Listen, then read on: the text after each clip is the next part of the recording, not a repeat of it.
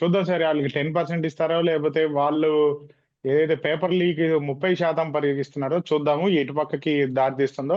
ఇక మరొక అంశంలోకి వెళ్తే ఓకే. కనుక, ఏదైతే ఒక ప్రముఖ జర్నలిస్ట్ అనాలిసిస్ చేస్తూ ఇవాళ వరకు ఎన్ని జీవోలు హైడ్ చేశారు ఇచ్చిన తర్వాత, ఎన్ని తెలియకుండా దాచేశారు అనే దాని మీద ఒక అనాలిసిస్ చేశారు. అది ఆ వీడియో మీరు చూసినట్టున్నారు, దాని గురించి కూడా చర్చిద్దాము. చూసాను అది అసలు ఏమండి, ఒక కామన్ మ్యాన్ కి అర్థమయ్యేటట్టు మీరు చెప్తే బాగుంటుంది అనుకుంటున్నాను భాస్కర్ రెడ్డి గారు. ఇప్పుడు తెలుగుదేశం ప్రభుత్వం అధికారంలోకి వచ్చి 2 సంవత్సరాల 2 నెలలు అయిందండి, 3 నెలలు ఓకే. జరుగుతుంది. ఒక జర్నలిస్ట్ గారు, ఒక జర్నలిస్ట్ గారు చెప్పారు, చాలా బాగా చెప్పారు. చాలా బాగా ఎట్లా చెప్పారంటే, ఆయన ఈ 2 సంవత్సరాల కాలంలో వారు చెప్పినప్పటికీ 2 సంవత్సరాలు అయింది, ఇంక ఈ 3 నెలల కాలంలో జీవోలు కూడా లెక్కేలా. ఈ 2 సంవత్సరాల కాలంలో దాదాపు 40 నుంచి 45 వేల జీవోలు గవర్నమెంట్ అనౌన్స్ చేసింది.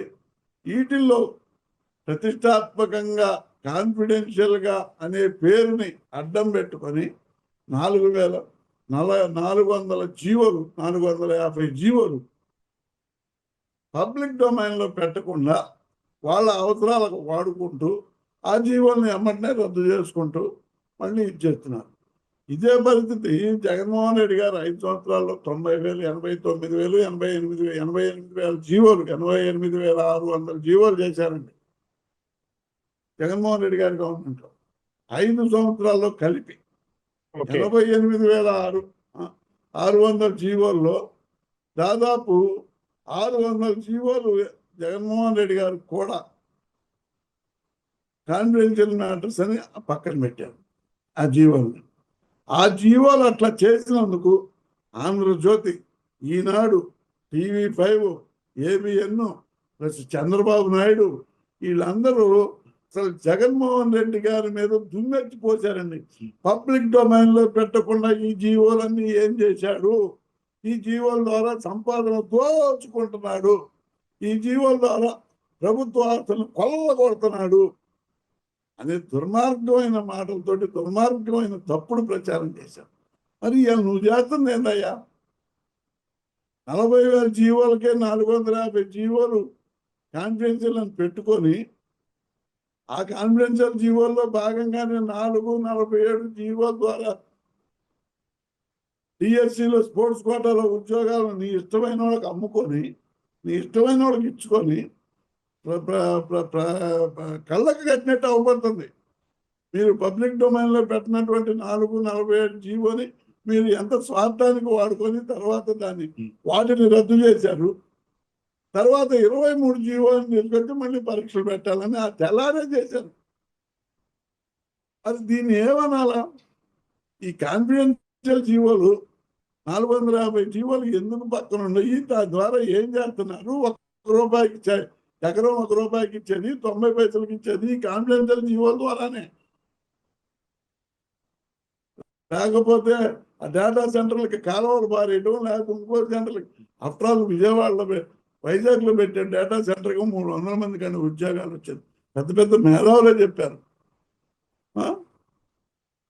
జయప్రకాష్ నారాయణ లాంటి వాడే చెప్పాడు, ఆ డేటా సెంటర్ వల్ల 300 ఉద్యోగాలు వస్తే 22,000 ఖర్చు పెడుతున్నారు, నీళ్లు సప్లై ఇస్తున్నారు, దానికి కరెంట్ ఎంత కాలుతుందో తెలుసా అని. వాడు 16,000 కోట్ల రూపాయలు కరెంటే కాలుతుంది. ఇంత పెట్టుబడి పెట్టి 300 మంది ఉద్యోగాలు చేయడం అవసరమా అని మేధావులు చెప్పారు. పెద్ద పెద్ద మేధావులు చెప్పారు. సిబిఐ రాఘవల్ గారు చెప్పారు, నారాయణ గారు చెప్పారు, జయప్రకాష్ నారాయణ చెప్పారు. వీళ్ళందరూ రాజకీయంగా పండినటువంటి వ్యక్తి. మరి ఆ జీవోలు అయ్యే కదా నీ కాన్ఫిడెన్షియల్ జీవోలు. ఏం చేస్తున్నారు ఆ జీవోల్ని? మీరు ఫ్లైట్ చేపలు ఎక్కడానికి ఒక జీవో, చేపలు దిగడానికి ఒక జీవో, ముగ్గురికి 3 రకాల జీవో. ప్లస్ ఇంకొక విషయం ఏంటంటే అండి, ఒక్కొక్క డిపార్ట్మెంట్కి ఇప్పుడు పవన్ కళ్యాణ్ గారు ఒక జీవో ఇస్తున్నాడు, విద్యాశాఖలో లోకేష్ గారు ఒక జీవో ఇస్తున్నారు, టోటల్గా చంద్రబాబు నాయుడు గారు ఒక జీవో ఇస్తున్నాడు, రెవెన్యూ మంత్రి గారు ఒక జీవో ఇస్తున్నారు. అసలు ఈ జీవోల్ని పరిశీలన నిమిత్తం సీఎం ఛాంబర్కి పోతున్నాయా, సీఎంఓకి పోతున్నాయా లేదనేది కూడా ఇవాళ మనం ఆలోచించాల్సినటువంటి విషయం. ఎందుకంటే నిన్న కాక మొన్న పవన్ కళ్యాణ్ గారు వాళ్ళ అన్నయ్య గారికి ఏదో చైర్మన్ ఇచ్చాడు ఆయన డిపార్ట్మెంట్లో. అది సీఎం గారికి ఇప్పుడు దాకా తెలియదు. మన జనానికి తెలిసిన తర్వాత చివరి వ్యక్తి సీఎం అయ్యాడు. ఎవరికి వాళ్ళు జీవోలు ఇచ్చుకొని ఎవరికి వాళ్ళు కాన్ఫిడెన్షియల్గా పెట్టుకొని ఆ జీవోల్ని తర్వాత ఇవన్నీ థ్రెటనింగ్ జీవోలు అనమాట. అంటే ఒక మీరు ఇప్పుడు వ్యక్తిని ఒక వ్యక్తి ఆరోపించారు కదా సార్, అది అంత పవన్ కళ్యాణ్ గారు అంత సాహసం చేయగలుగుతారంటారా? చేశాడు కదండి. వాళ్ళ అన్నకి ఇచ్చిన ఆయనే జీవో. అంటే చంద్రబాబు నాయుడు గారికి చెప్పకుండానే ఇచ్చే చంద్రబాబు సాహసం నాయుడు ఉందా? గారికి చెప్పకుండా ఇచ్చాడు. తర్వాత చెప్పారు. ఓకే. అయిపోయినా చెప్పారు. మ్మ్. అయిపోయినా చెప్పారు. చెప్పలేదని అయిపోయినా చెప్పారు. మరి నువ్వు ఒక క్యాబినెట్ హోదా పదవి ఇచ్చేటటువంటి జీవోని ఇష్యూ చేసేటప్పుడు అది సిఎస్ తోటి సీఎం గారితో చర్చించి చేయాలి. అది ఆ పదవి అనేది నువ్వు క్యాబినెట్ హోదా అన్నావు. దాన్ని అది క్యాబినెట్లో కూడా పాస్ చేయాలి. మన క్యాబినెట్లో పాస్ చేయాలి. క్యాబినెట్లో ఏమన్నా పాస్ చేశారా? లేదుగా. ప్రస్తావనే లేదు. మరి అటువంటిది మీరు ఇచ్చుకుంటున్నారు. ఎవరి కాలం జీవో ఇచ్చుకుంటున్నారు. ఈ జీవోల్లో 450 జీవోలు కాన్ఫిడెన్షియల్ జీవోలు. ఈ కాన్ఫిడెన్షియల్ జీవోలన్నీ ఏంది? ఖచ్చితంగా దోచుకోవడానికి కాన్ఫిడెన్షియల్.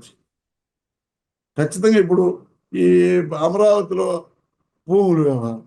అమరావతి ఇప్పుడు కొత్తగా మళ్ళీ రైల్వే లైన్ అనేది 1500 ఎకరాల్లో రైలు పట్టాలు వేస్తా అంట. 1500 అంత ఎకరాలు. భూమి ఉందా సార్? 5000 ఎకరాలు 5000 ఎకరాల్లో విమానాలు పెడతారంట. ఏందండి అది? అసలు భారతదేశ వ్యాప్తంగా ఎక్కడైనా కూడా 150 ఎకరాలకు మించి రైల్వే స్టేషన్ లేదండి. 150 ఎకరాలకు మించి రైల్వే స్టేషన్ లేదు. ఈయన 1500 ఎకరాల్లో రైల్వే స్టేషన్ కడతారు. ఎందుకంటే బుల్లెట్ ట్రైన్ వస్తుందంట కదా సార్ హైదరాబాద్ నుంచి. నయం భూమిలో కూడా పోతుందని చెప్పట్లా. బుల్లెట్ ట్రైన్ అని కాదండి, భూమిలో కూడా ట్రైన్ పోద్ది. మేము అండర్ గ్రౌండ్ ట్రైన్ కూడా వేస్తామండి. ఇప్పుడు నిన్న దక్షిణాది రాష్ట్రాల సీఎం సదస్సు జరిగింది. అమిత్ షా గారు ఆధ్వర్యంలో సదస్సు జరిగితే ట్రైను మెడ్రాసు, వైజాగ్, మెడ్రాసు, బెంగళూరు అంటే ఎవరైనా నమ్ముతారు. మెడ్రాసు, బెంగళూరు, అమరావతి యాడ్ నుంచి వస్తుందండి అమరావతికి? ఏంది అది? అమరావతి ఉన్న సిటీనా? అమరావతి అన్న ఒక కనీసం ఇప్పుడు ప్రస్తుతం ఒక ఊరు కూడా కాదు. ఒక 10,000 మంది నివసించేటటువంటి మేజర్ పంచాయతీ కూడా కాదు. నువ్వు గుంతలు తీసి పెట్టా, ఆ గుంతలు పూడ్చాలకి నీ 5 ఏళ్ళు సరిపోద్ది. నువ్వు ఇంకా ఆ ట్రైన్ బుల్లెట్ ట్రైన్లు ఆనించి వస్తాయి. ఇక ఆఖరికి చంద్రబాబు నాయుడు పిక్చర్ తీసుకుని బుల్లెట్ లాగా జనం మీద కాగబట్టడం తప్పితే జరిగేది ఏం లేదు. కాబట్టి జీవోల విషయంలో ప్రజలు తెలుసుకోవాల్సినటువంటి అవసరం బాగా ఉంది. ఈ కాన్ఫిడెన్షియల్ జీవోలన్నీ ఎందుకు చేస్తున్నారు? ఈ చేసే కాన్ఫిడెన్షియల్ జీవోల్లో ప్రభుత్వం పెద్దలు, ప్రభుత్వానికి సంబంధించినటువంటి ఏబిఎన్, ఈనాడు, TV5, ఇంకా అట్లా మహా టీవీ, ఇవన్నీ ఈ జీవోలను అడ్డం పెట్టుకొని దోచుకోవటమే.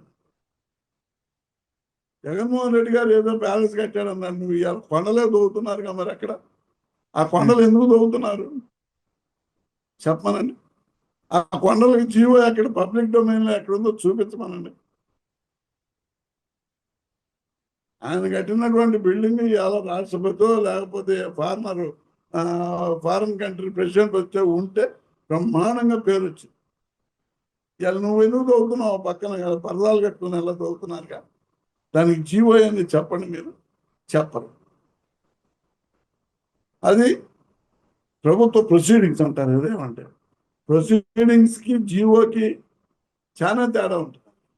Proceedings different to the GO అన్నమాట. గవర్నమెంట్ జీవో, గవర్నమెంట్ ఆర్డర్ అనేది as an government order it may be implemented. అటువంటిది కాకుండా మీరు దాచిపెట్టుకొని ఈ 450 జీవోలు ఇప్పటికే 2 సంవత్సరాలకే 450 జీవోలు కాన్ఫిడెన్షియల్గా పెట్టుకొని, అదేమంటే జగన్మోహన్ రెడ్డి 600 జీవోలు అట్నే కాన్ఫిడెన్షియల్గా పెట్టలేదా అని అంటారు. పెట్టాడు, 5 ఏళ్ళకి 600 పెట్టాడు, అంటే సంవత్సరానికి 150. నువ్వు ఇప్పుడు సంవత్సరానికి 250 పెడుతున్నావే అంటే నువ్వు యావరేజ్గా నువ్వు నీ గవర్నమెంట్ అయిపోయే లోపు 10-1100 జీవోలు కాన్ఫిడెన్షియల్గా పెట్టి ఈ జీవోల ద్వారా రాష్ట్రాన్ని సర్వనాశనం చేయడానికి ఆర్థిక విధ్వంసం ఈ జీవోల ద్వారానే అవుతుందండి. ఎందుకంటే నీకు ఇవాళ రూపాయికి ఇచ్చావు ఏదో కంపెనీలకి, ఆ రూపాయికి ఇచ్చిన భూములు 1,70 నుంచి 100 కోట్లు చేస్తుంది. దాన్ని ఏమంటారు? ఆర్థిక విధ్వంసం కదా. ఇప్పుడు అమరావతిలో నువ్వు 50,000 కోట్లు పెట్టి గుంతలు దొరికావు, ఆ 50,000 కోట్లు అప్పు తెచ్చావు, ఆ అప్పుని గ్రాంట్గా మార్చుకునే జీవో తీసుకురా, తప్పు లేదు, ప్రజలకు అందరికి ఉపయోగపడుతుంది, నిన్ను కూడా జనం అప్రిషియేట్ చేస్తారు. అట్లా ఉండు, అప్పుగానే ఉండాలా, అప్పుకి వడ్డీలు కడుతూనే ఉండాలా. ఆ వడ్డీలు కట్టేది, అప్పు కట్టేది ఒక సీక్రెట్ జీవో అనమాట. ఆ జీవో పబ్లిక్ డొమైన్లోకి రాదు. కాబట్టి జీవోల విషయంలో ప్రజలకు తెలియజేయాల్సినటువంటి బాధ్యత మా పార్టీ మీద ఉంది. ఖచ్చితంగా మేము ఈ జీవోల విషయం కూడా 1 by 1 మేము రికార్డులోకి పోయి తీసుకొని ఖచ్చితంగా ప్రజలకు తెలియజేస్తాం. ఈ కాన్ఫిడెన్షియల్ జీవోల ద్వారా ప్రభుత్వ ఆస్తులు ఎంత నష్టపోతున్నాయి అనే విషయాన్ని కూడా ప్రజలకు తెలియజేస్తాం.